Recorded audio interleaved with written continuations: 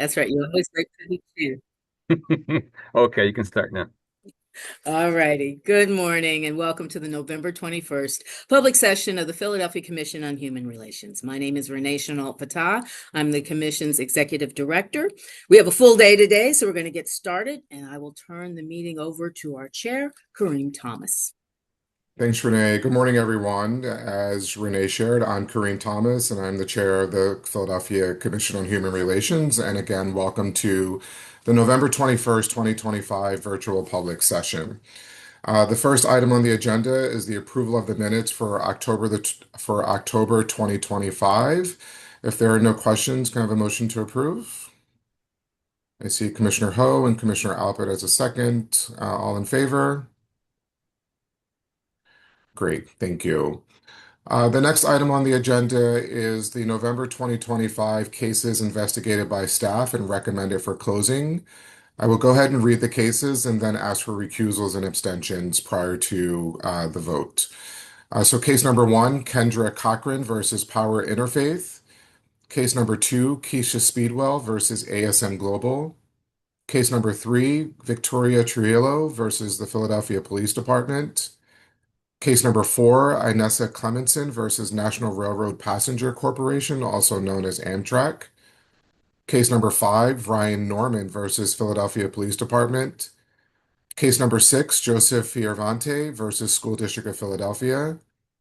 Case number seven, Gregory Canty Jr. versus City of Philadelphia Department of Public Property.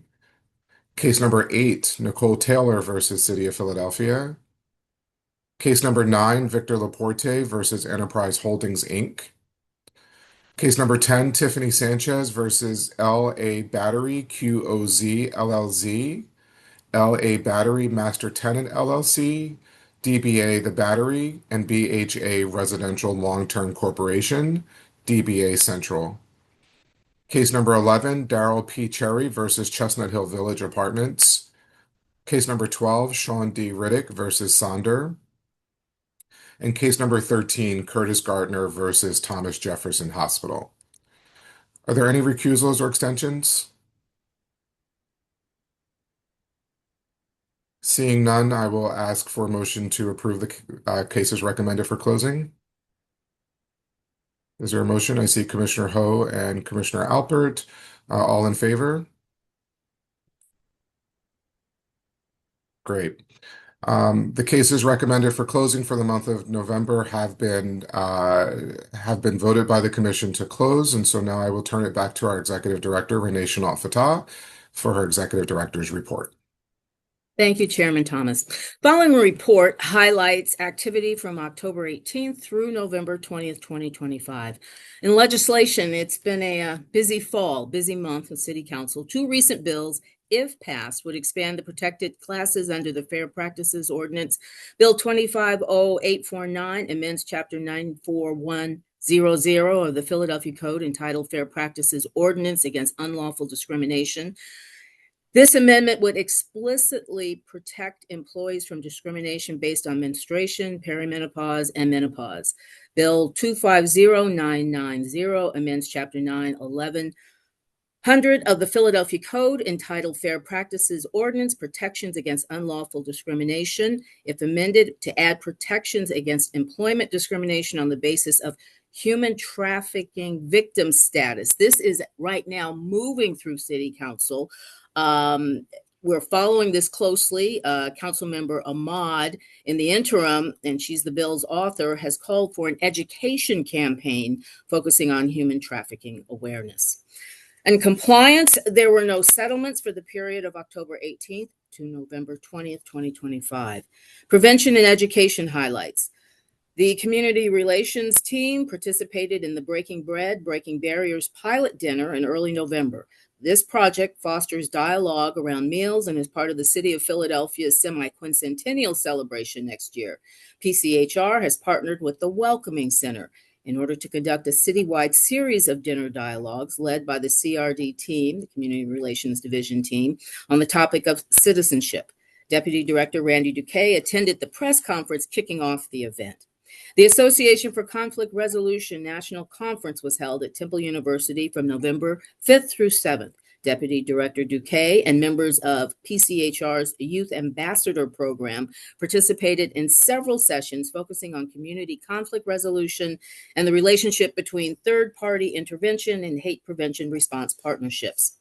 Under noteworthy conflict response, Human Relations Representative Bunraf Math is assisting the 6th Street Buddhist Temple to resolve an ongoing issue where people have been dumping trash in front of the property, resulting in the temple receiving code violations. Human Relations Representatives Carlos Aviles and David Oliver conflict coached and connected a constituent with services in Councilmember Lozado's district who is being harassed and threatened by a neighbor. Other noteworthy events during this reporting period: on November 13th, Deputy Director Duque received the 2025 Welcoming Award for Public Safety.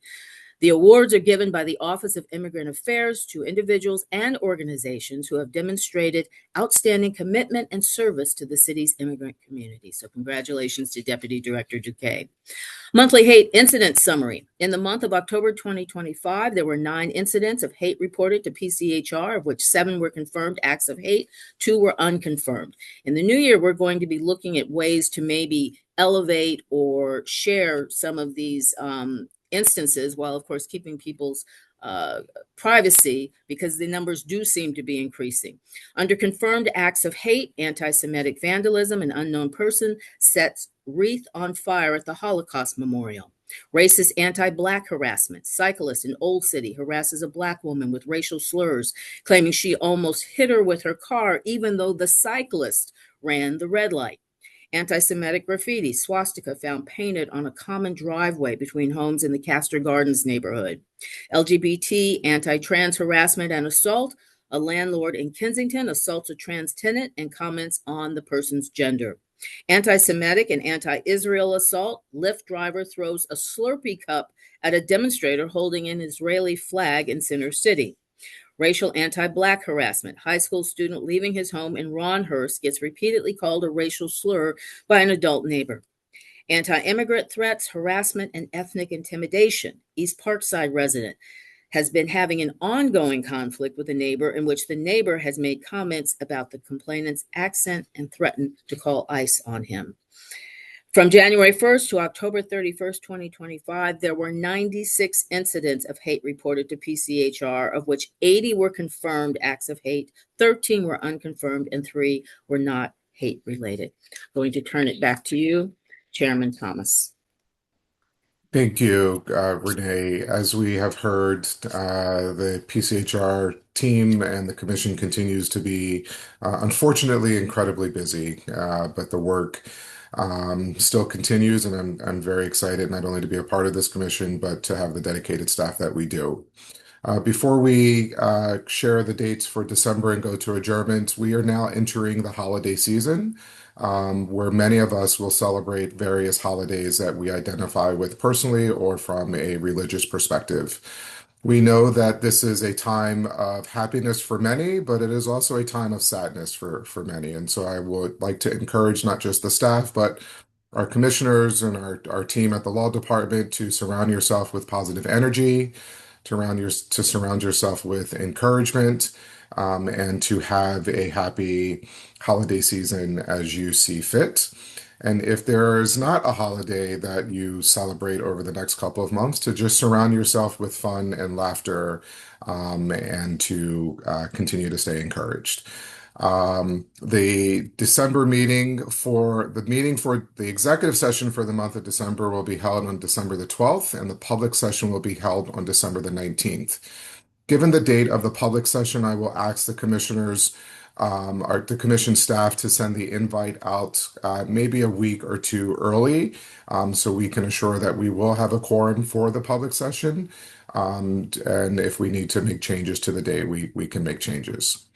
Before we adjourn, I want to confirm that there are no members of the public in the waiting room.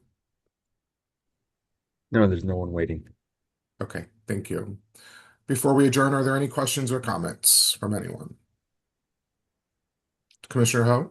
A quick question or request. It's non-related to this public session, but I was hoping we could talk real quick afterwards. about some of the non-reader packets, what's included in the non-reader packets every month. Sure. So What's up let's available hold. for that? Yep. So let's we have some time, and so let's go ahead and adjourn, and then we can go into an ad hoc executive session to answer that question. No other questions? All right. Thank you, everyone. We'll go ahead and adjourn the public session and answer Commissioner Ho's session in an ad hoc executive session. Thank you. Have a great day, everyone. Thank you. You too. Thanks, everyone. I don't know if we need to stop Hold on recording. 1 second. George, can you go ahead and stop the recording, please? Sure.